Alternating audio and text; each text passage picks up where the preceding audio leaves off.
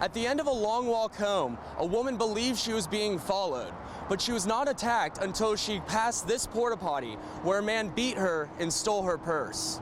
Channel 2 Action News got a tour of the progress at Mercedes-Benz Stadium, the future home of the Atlanta Falcons. Channel 2 News intern Parker Branton got a behind-the-scenes look at what will make this stadium one of a kind. In 5 days, the District 4 Commissioner of DeKalb County will be elected in a runoff. And as that day approaches, tensions between the candidates is rising, as shown in this flyer written by Sharon Barnes-Sutton about her opponent. Investigators in Hall County are hoping for new information in an unsolved murder. They want to know who killed a mother of two. They say someone shot 32-year-old Holly Strickland in February 2014. They hope enough time has passed for someone to speak up. I think a lot of times when something first happens, people are afraid to come forward. Investigators say they are following several leads in the case, including looking at phone records. The city attorney said the city followed the rules 100%, and he's working to give us an official response. In Norcross, Connor Richter, Channel 2 Action News.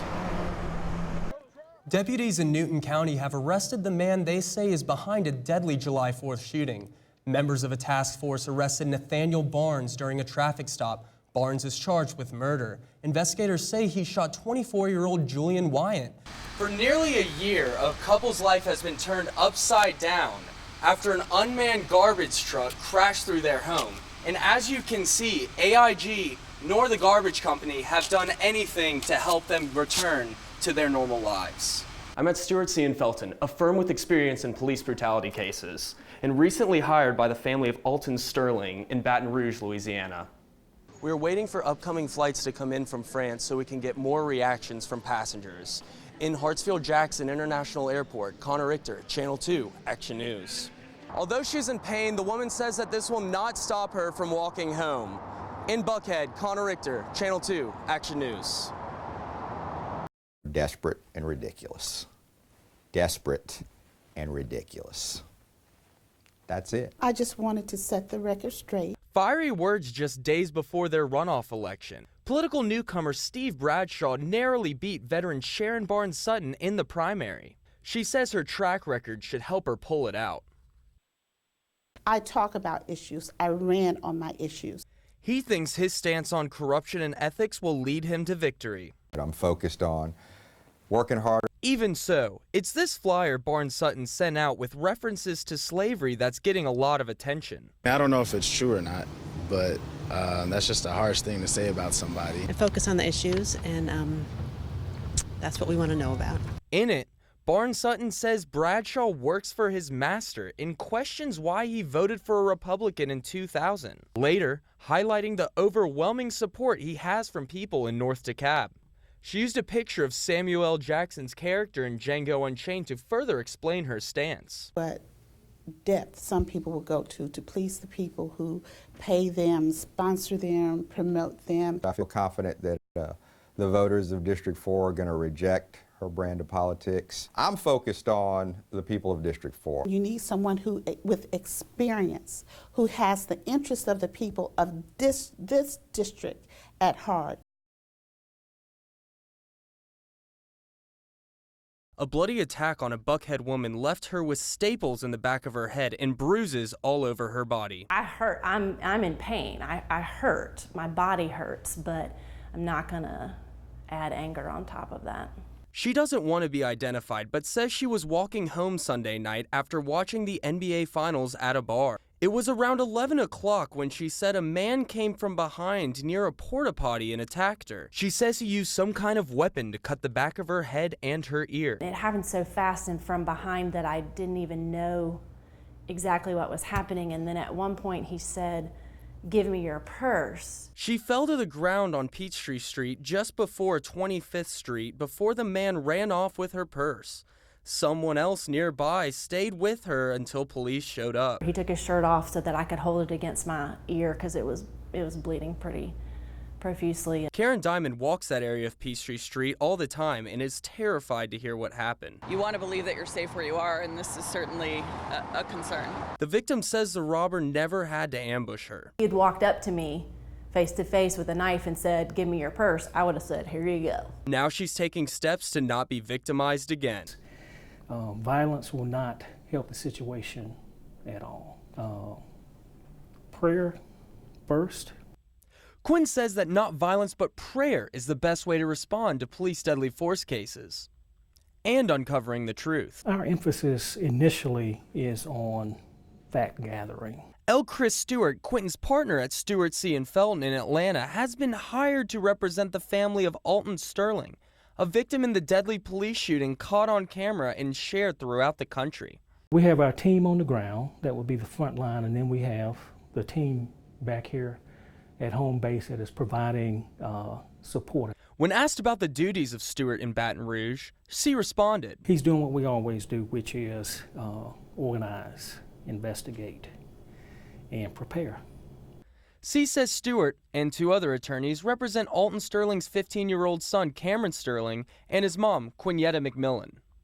If you're getting desensitized to seeing this so many times, there's something wrong. C says their firm and Justin Bainberg of South Carolina, who's also on the Sterling case now, represented the family of Walter Scott, shot in the back by a North Charleston, South Carolina police officer. I can stand strong in the Lord. It's not me, but it's Jesus Christ. And Stewart has been out front for the firm representing the family of Chase Sherman, who died in Coweta County under controversial circumstances involving deputies, a taser, and more. Our work is not premised on the assumption that law enforcement officers are bad. Just put our lives back together. That's simple. Douglas Peach has been living in constant pain since the day in June of last year when a large garbage truck rolled down a hill and slammed into his house. He said it sounded like a bomb, and the impact violently knocked him around. My left side got hit first, my side and back.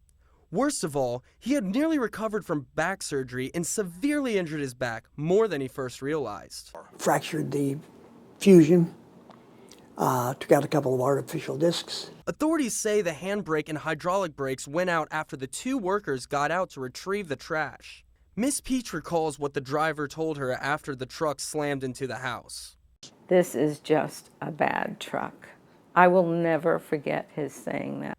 An attorney for the Peaches say the home insurance company has paid out around $200,000 to replace the home, but the process has been delayed after it was discovered the foundation slab was cracked. The attorney says that he's gotten no response from Waste Industries Insurance Company to help the Peaches with their living arrangements or covering medical bills of nearly $1 million for Doug's surgery. The pain, I've got a scar from the nape of my neck all the way down to about belt level. You know, we thought it might happen at the Eiffel Tower, but we braved it anyway. Sherry Shute and her husband told me they were celebrating Bastille with fireworks at the Eiffel Tower when they heard of the horrific truck attack on the French Riviera. There was concern in the crowds of Paris of a possible coordinated attack, but most everyone remained for the Independence Day celebration at the Eiffel Tower. They target for those big events, and we got to live our life. Woke up to a lot of text messages from people at home and phone calls wondering if we were okay. Mally Celia and her family were on vacation in Paris. She said they took extra precautions following the terrorist attacks last year that killed more than 130, but they never expected a massacre would unfold while they were there in another city a few hours away. It was definitely a worry traveling there in the first place, just going to Paris anyway, and being there during that time. So it was definitely frightening for sure. Who's the target? Just humanity? I don't understand the target anymore. This is needless, pointless, and horrible. Homeowners in one Gwinnett community have a fight on their hands pushing back against a proposed quick trip on Beaver Ruin Road. It's not just an uphill battle for us, it's vertical. They hid the agenda under a different tab other than the one that says meetings and agendas. He feels the residents will be trapped in gridlock and believes the city took advantage of them. They snuck this one past me. I didn't see it.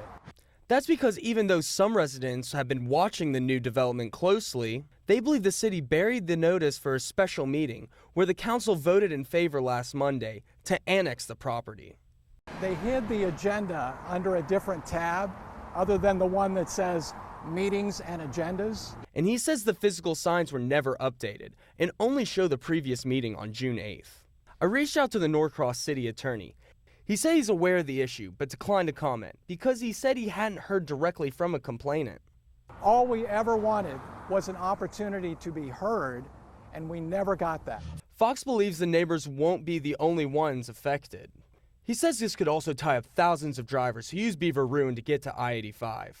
Still, not everyone is against the new Quick Trip.